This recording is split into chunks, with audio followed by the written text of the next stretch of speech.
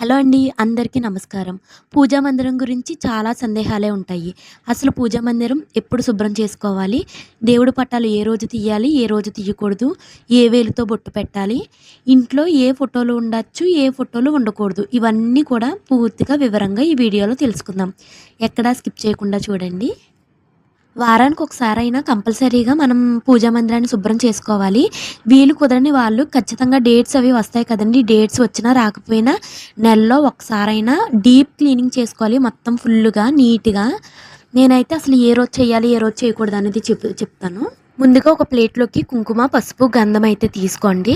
కాస్త వాటర్ ఏసుకొని మరీ చిక్కగా కాకుండా, పల్చగా అవ్వకుండా, కారిపోకుండా బొట్టు పెడితే నిలబడేలా ఉండేలా కలుపుకోండి. పసుపు, గంధం కూడా వాటర్ ఏసి మిక్స్ చేసి కలుపుకోండి. ఇలాగా కలుపుకొని పక్కన పెట్టుకోండి. ఫోటోలన్నీ తుడుచుకున్న తర్వాత బొట్లు పెడతాను చెప్తాను. మనం ఇతర సామాను ఉంటాయి కదండీ! అవి తీసుకొని క్లీన్ చేసేసుకోవాలి. అవన్నీ తీసి ఫస్ట్ పక్కన పెట్టేసుకోండి. మనం పూజ టయానికి మనం శుభ్రం చేసుకొని పక్కన పెట్టుకుందాము వీటిని.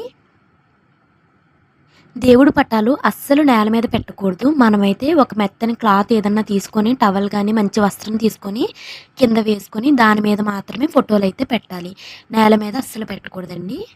అసలు ఏ ఏ రోజుల్లో దేవుడి పటాలు శుభ్రం చేసుకోవాలి అంటే బుధవారం, గురువారం, శనివారం చాలా మంచివి. మంగళ, శుక్రవారాల్లో ఎట్టి పరిస్థితుల్లో శుభ్రం చేయకూడదు. అలాగే అమావాస్య సాయంత్రం సమయాల్లో కూడా అసలు శుభ్రం చేయకూడదంటండి. ఆ సమయాల్లో దేవతలు నిద్రపోతూ ఉంటారంట. సో అందుకని ఆ టైంలో అమావాస్యకి ఎప్పుడు క్లీన్ చేయకూడదంటండి. పూజ గదిలో శనివారం నాడు శుభ్రం చేస్తే ఆర్థిక సమస్యలు తీరిపోతాయంటండి. శనివారం అయితే చాలా మంచిదంట. అలాగే ఇంట్లో సానుకూల శక్తిని కూడా పెంచుతుందంట. శనివారం అయితే మంచిదంటండి. ఒకవేళ శనివారం వీలు కుదరని వాళ్ళు ఏకాదశి, గురువారాల్లో దేవుని గది శుభ్రం చేయడం మంచిదంటండి. ఏకాదశికి కూడా మంచిదంట. గురువారం అయితే చేసుకుంటే కనుక విష్ణుమూర్తి అనుగ్రహం అయితే పొందవచ్చని చెప్తుంటారండి. గురువారం కూడా మెత్తని రోజు అంటారు. లక్ష్మి ఇలా పీటనైతే శుభ్రం చేసేసుకొని కడిగేసుకొని మళ్ళీ యథావిధిగా దాని స్థానంలో అయితే పెట్టేసుకున్నానండి. శుభ్రంగా పసుపు చక్కగా పీట మొత్తం పసుపు రాసేసుకొని అందంగా గంధము, పసుపు పెట్టి కుంకుమ బొట్లు అయితే పెట్టేసుకుంటున్నాను. గంధం స్టార్టింగ్ కనబడకపోయినా ఆరిన తర్వాత దాని అందం చాలా బాగా కనిపిస్తుంది. ఇలా చక్కగా మనం బొట్లు అయితే పెట్టుకొని అలంకరించుకోవాలి. ఎవరికి ఎలా నచ్చితే అలాగా. దేవుడి పటాన్ని ఇలా ప్లేస్ కలిసి వస్తుందని నేను పీట వేసుకొని పెట్టుకున్నానండి. పూజా మందిరంలో సామాన్లన్నీ కూడా నేను ఈ పీట కింద అయితే సెట్ చేసేసుకుంటాను. చాలా ఈజీగా ఉంటుంది. పూజకు సంబంధించినవన్నీ ఒకే చోట ఉంటాయి. మనం కన్ఫ్యూజ్ అవ్వక్కర్లేదు. ప్రశాంతంగా పూజ చేసుకోవచ్చు. మన స్వస్తిక్ చూసారు కదండి, ఇలా పద్మాన్ని అయితే వేసుకోవాలి. పీట మీద పద్మ ముగ్గు పెట్టేసుకొని కాస్తంత పసుపు, కాస్త కుంకుమ, అక్షింతలను అయితే వేసేసుకోండి. మనం అస్తమానం పూజ చేసుకున్నప్పుడు వేసుకుంటాం కదండి, అలా పీటకి పద్మ ముగ్గు వేసేసుకొని చుట్టూరు ఇలా గీతలు గీసుకొని లక్ష్మీదేవిని బంధించినట్టండి. అటు ఇటు కూడా మొత్తం 4 వైపులా మనం ఇలా గీతలు పెట్టుకోవాలి. ఇంట్లో అయినా ముగ్గు పెట్టినప్పుడు 4 వైపులా కూడా పెట్టుకోవాలంటండి. లక్ష్మీదేవి వెళ్ళిపోతుంది ఇలా గీతలు గీయాలని అయితే అంటూ ఉంటారు. ఇలా పెట్టేసుకోండి. ఇలా మనం ముగ్గు పెట్టేసుకున్న తర్వాత మీకు దగ్గర న్యూస్ పేపర్స్ ఉంటే న్యూస్ పేపర్స్, లేదంటే క్లాత్ అన్నా వేసుకోవచ్చండి. నేనైతే ఇది చాలా గట్టిగా ఉంటాయని అవైతే వేశాను. చూస్తున్నారు కదండి, ఫోటోలు ఇలా క్లీన్ చేసేసుకోండి. వెట్ వైప్స్ ఉంటాయి కదా, వెట్ వైప్స్ బయట దొరుకుతాయి. క్లాత్తోన్నా క్లీన్ చేసుకోవచ్చు, కానీ వెట్ వైప్స్తో తొడవడం వల్ల చూస్తున్నారా కొత్త ఫోటోలాగా మొత్తం గ్లాస్ మీద పైన సన్నప్పటి పొర ఉంటుంది. మనం ఇప్పుడు దీపారాధన చేస్తాము, అగరొత్తులు వెలిగిస్తాము, ఆ ఆవిరికి మొత్తం ఫోటోల నిండా దేవుడి మందిరం నిండా పట్టేస్తాయి మొత్తం మసి అంతా. ఆ కనిపించిన మసి కూడా ఇలాగ వెట్ వైప్స్తో క్లీన్ చేయడం వల్ల గ్లాస్ క్లీన్గా అయిపోద్ది. దాని మీద ఉన్న చిన్న చిన్న మరకలు అవన్నీ ఉండవు. ఈ సైడ్స్ చూసారా, ఇది కూడా ఎంత షైనీగా ఉందో. ఇలా క్లీన్ చేసుకొని పెట్టుకోవడం వల్ల ఫోటోలు కొత్తవిలాగా చాలా నీట్గా ఉంటాయి. క్లాత్తో కూడా క్లీన్ చేసుకోవచ్చండి. మీకోసం ఇలా కూడా చూపిస్తున్నాను చూడండి. క్లాత్ శుభ్రంగా తడిపేసి ఇలా క్లీన్ చేసేసుకొని మళ్ళీ ఇలా డ్రై క్లాత్తో మళ్ళీ వెంటనే తుడిచేసుకోవాలి. వెంటనే అలా తుడవకపోతే చుట్టూరు ఉంటుంది కదండి, అది ఆ ఇనపదు కదా, అది తుప్పట్టేస్తుంది. ఖచ్చితంగా మనం పొడి క్లాత్తో అయితే తుడుచుకోవాలి. గ్లాస్ మీద కూడా మరకలు ఉండిపోతాయి. వెంటనే పొడి క్లాత్తో గట్టిగా నీట్గా తుడిచేసుకోండి. నాకైతే వెట్ వైప్స్తో అలవాటు. ఇలా చాలా షైనీగా ఉంటాయి. ఇలా క్లీన్ చేస్తాను. చూస్తున్నారు ఇలా ఫొటోస్ అన్నీ కూడా నీట్గా క్లీన్ చేసేసుకోవాలి. తెలుసే కదండి, ఇది గుబ్బల మంగమ్మ తల్లి టెంపుల్ అండి, జంగారెడ్డిగూడెం దగ్గర.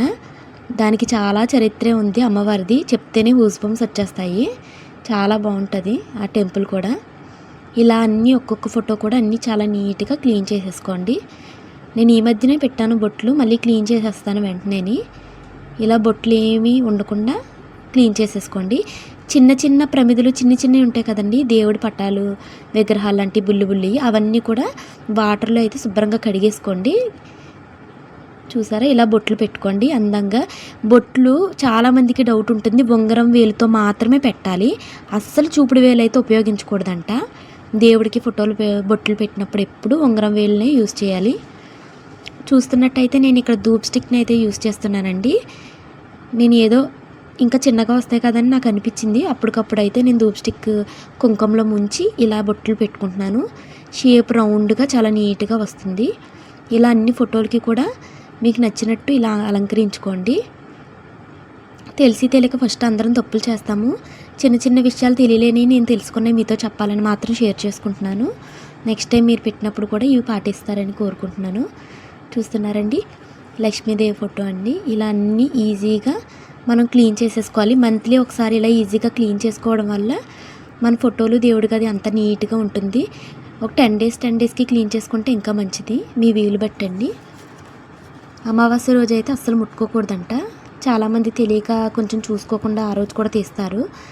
దేవతలు నిద్రిస్తారంటండి సమయం పూట, సాయంత్రం సమయంలో, ఆ టైంలో అంట ముట్టుకోకూడదంట. ఈ ఫోటో అయితే చాలా బాగుంటుందండి. మొత్తం అన్ని దేవుళ్ళు దీంట్లో ఉంటారు, వెంకటేశ్వర స్వామి, విష్ణుమూర్తి, చాలా ఫోటోలు. మొత్తం ఆవు దూడ బొమ్మ కూడా సకల దేవతలు ఆవులో కొలువుంటారంటారు కదా, ఈ బొమ్మ చూసినప్పుడు నాకు అదే అనిపిస్తుంది. చాలా బాగుంటుంది. ఇది అప్పనపల్లిలో తీసుకున్న ఫోటో అండి. ఎక్కువ ఫోటోలు అయితే ఉండకూడదంటండి. ఎక్కువ ఫోటోలు విగ్రహాలు ఎక్కడికి వెళ్తే అక్కడ కొనుక్కోకూడదంట. అందరూ చేసే పొరపాటు ఇదే. దేవుడి ఫోటోలు అంటే ప్రతి ఒక్కళ్ళు అట్రాక్ట్ అయిపోతారు. ఎక్కడికి వెళ్తే అక్కడి నుంచి ఫోటోలు తెచ్చుకోవడం అయితే మానేయండి. ఇక పైన అయినా విగ్రహాలు అయితే అస్సలు ఉండకూడదంటండి. అసలు ఏ ఫోటోలు ఉండాలి, ఏ ఫోటోలు ఉండకూడదు అనేది మీకైతే ఎక్స్ప్లెయిన్ చేస్తాను చూడండి. శ్రీరాముడు పట్టాభిషేకం ఫోటో ఉంటుందండి, అది ఉంటే చాలా మంచిదంట. ఆ ఫోటో అయితే నేను తీసుకోవాలి, ఇంకా తీసుకోలేదు. ఆ ఫోటో ఉంటే చాలా మంచిదంటండి. ఇంకోటి ఏంటంటే శివపార్వతుల ఫోటో తప్పనిసరిగా అందరి దేవుడి గదిలో కూడా ఉండాలి, చాలా మంచిది. అదే శివపార్వతుల ఫోటోలో నా దగ్గర ఉంది చూసారా, వినాయకుడు షణ్ముఖుడు ఉన్నదైతే ఇంకా మంచిదండి. ఇలా ఫ్యామిలీ ఫోటో, మా ఇంట్లో ఫోటో అయితే అదే మీరు చూస్తున్నట్టయితే. మళ్ళీ ఉగ్రదేవతల ఫోటోలు ఉంచుకోకూడదంటండి. శంకు చక్రాలు ఉన్న విష్ణు స్వరూపాలు, పెద్ద పెద్ద విగ్రహాలు అవి కూడా ఉండకూడదంటండి. విష్ణుమూర్తి ఫోటో ఉండొచ్చు, కానీ విగ్రహం ఉండకూడదు. విష్ణుమూర్తి దగ్గర లక్ష్మీదేవి ఉన్నదైతే చాలా మంచిదండి. ఒంటరిగా విష్ణుమూర్తి ఉన్నదా కాకుండా ఇలా లక్ష్మీదేవి పక్కన ఉన్నదైతే చాలా మంచిదంట. అంతేకాకుండా ఒక ప్రతిమ ఉంటే చాలండి. ఫర్ ఎగ్జాంపుల్ ఒక వినాయకుడి బొమ్మ ఉంది, వినాయకుడి ఫోటోలు 4-5, గణేష్ రూపాలు 5 ఫోటోలు 5 అలా ఉండకుండా సింపుల్గా ఒక్క వినాయకుడి ఫోటో దేవుడి గదిలో ఉంటే చాలు. ఒకవేళ మీకు తెలిసిన వాళ్ళు ఎవరైనా గిఫ్ట్స్ ఇచ్చారనుకోండి, ఒకలాంటిదే మీ ఇంట్లో ఉన్న ఫోటోలే ఒక 4-5 ఇచ్చారనుకో, అవి చక్కగా షోకేస్లో పెట్టుకోవచ్చండి, ఇబ్బంది ఏమీ ఉండదు. ఎవరిస్తే అన్నీ ఎక్కడికి వెళ్తే అక్కడ అన్నీ దేవుడి గదిలో పెట్టడానికి ప్లేసు ఉండదు. అలా పెడితే మనం ఎక్కువ నైవేద్యం కూడా పెట్టాలంటండి, దానికి తగ్గట్టు పూజలు కూడా చేయాలంట. తెలిసి తెలియకైతే అవి తెచ్చుకోకూడదు. ఇంకోటి ఏంటంటే అసలు ఇప్పుడు చూసారా, శ్యామలని, వారాహిదేవని ఇవన్నీ చాలా ఫోటోలు అయితే తెస్తున్నారండి. తెలిసి తెలియక ఇలా చేయకూడదండి. దేవతలు వాటికి నిత్య దీపారాధన అర్చన చేయాలంట. ఇప్పుడు శ్యామల అమ్మవారని, వారాహి అమ్మవారని ఉంటాయి కదండి, మంత్రాధిష్టాన దేవతలు అంటండి. వీళ్ళకి నిత్య అర్చన చేయాలంట. దాంట్లో విధానం చాలా వేరండి. అది బ్రాహ్మణులు, గుడికాడ ఉన్న వాళ్ళు బాగా చేస్తారు. తెలిసి తెలియక వారాహిమాత ఫోటో తెచ్చుకొని దానికి తగ్గట్టు ప్రసాదాలు పెట్టాలి, అర్చన చేయాలి, దానికి తగ్గట్టు పూజలు చేయాలి. ఇవన్నీ కొత్తగా వచ్చాయండి. తెలిసిన వాళ్ళు మాత్రమే చెయ్యండి, తెలియకుండా మాత్రం చెయ్యొద్దు. ఇది చిన్ని చల్లకావం అండి. ఇదైతే నేను మంత్రాలయంలో నుంచి అయితే తెచ్చుకున్నాను, కర్ణాటక దగ్గర. ఇది ఉంటే చాలా మంచిదన్నారు. అందరూ మంత్రాలయం వెళ్తున్నామంటే మాకు ఇవి తీసుకురండి తీసుకురండి అని చెప్పారు. అందువల్ల దాని గురించి అయితే నాకు తెలిసింది. ఇదేనండి మా పూజా మందిరం. ఇలా చక్కగా కళకళలాడుతూ ఉండాలి. ఇంటికి ఆడదే లక్ష్మీదేవి అండి. డైలీ లెగిసి ఇలా నిత్య దీపారాధన చేయడం వల్ల మనసు ప్రశాంతంగా ఇంట్లో సుఖ సంతోషాలతో అయితే ఉంటూ ఉంటాయి. మా బాబావారండి. నాకు బాబా అంటే చాలా ఇష్టం. ఇలా శుభ్రంగా మా బాబావారిని అయితే క్లీన్ చేసేసుకుంటున్నాను. సాయిబాబా అయితే నాకు చాలా ఇష్టం. ఎందుకంటే నేను మనసులో ఒకసారి అయితే నేను ఒక బాధ గురించి చాలా ఇబ్బంది పడుతున్నాను. మా ఆయన గారైతే ఒక చోటకి 3 డేస్ అయితే నన్ను వదిలి వెళ్దామని అనుకున్నారు. అది ఖాళీగా కాదు, ఒక వర్క్ పని మీద వెళ్దాం అనుకున్నారు. అయితే నాకైతే ఒంటరిగా ఉండటం అస్సలు ఎప్పుడూ ఉండలేదు. నాకు చాలా భయం. అలాంటిది ఏదో ఒకలా బాబా వాళ్ళ ట్రిప్ క్యాన్సిల్ అయిపోవాలి. వారు సార్లతో వెళ్తున్నారు. ట్రిప్ క్యాన్సిల్ అయిపోవాలని కోరుకున్నాను. వెంటనే క్యాన్సిల్ అయిపోయింది. మా హస్బెండ్ వాళ్ళ సార్స్‌ని తీసుకొని ఏదో ఊరైతే వెళ్ళాలని చెప్పారు. 3 డేస్ అయితే ఉండాలని చెప్పారండి. నాకైతే ఇంకా 3 డేస్ ముందు నుంచి కూడా నాకు అసలు నిద్ర లేదు. ఎలా ఉండాలి ఏంటి అని. అమ్మ వాళ్ళకి కూడా ఆ రోజైతే కుదరలేదు. సో, అక్కడికే వెళ్ళిపోదాం అనుకున్నాము. వాళ్ళు కూడా ఊళ్ళో ఉండట్లేదు. ఇంకా టెన్షన్ ఎలా ఉండాలన్న టెన్షను.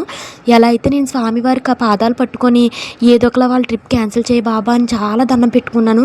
ఒకే ఒక్క గంటలో అసలు ఆయన చెప్తే షాకు.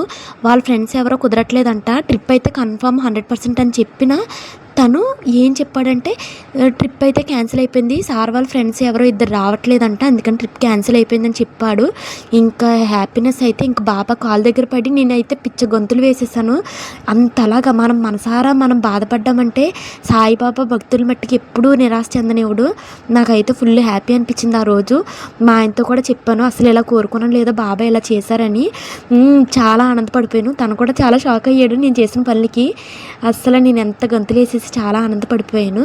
అయితే వెంటనే నెక్స్ట్ వీక్ గురువారం బాబా టెంపుల్ దగ్గరలో ఉన్న దానికైతే వెళ్ళి నేను కిచిడీ అయితే చేసుకొని, సాయిబాబాకి కిచిడీ అంటే ఇష్టం కదా, నేను కిచిడీ చేసుకొని వేడివేడిగా అందరికీ పెట్టాను. అందరూ చాలా ఇష్టంగా తిన్నారు. ఒక భక్తుడైతే 3 సార్లు నా దగ్గరికి వచ్చి మరీ పెట్టమని తిన్నాడు. ఫుల్ హ్యాపీ అండి. నా వీడియో కనుక నచ్చినట్టయితే ప్లీజ్ లైక్ చేయండి, షేర్ చేయండి, కామెంట్ చేయండి. నా ఛానల్ని అయితే సబ్స్క్రైబ్ చేసుకోండి. నా ఆనందాన్ని నేను మీతో పంచుకున్నాను. నాకు తెలిసిన విషయాలు నేను మీతో పంచుకున్నాను. Thanks for watching.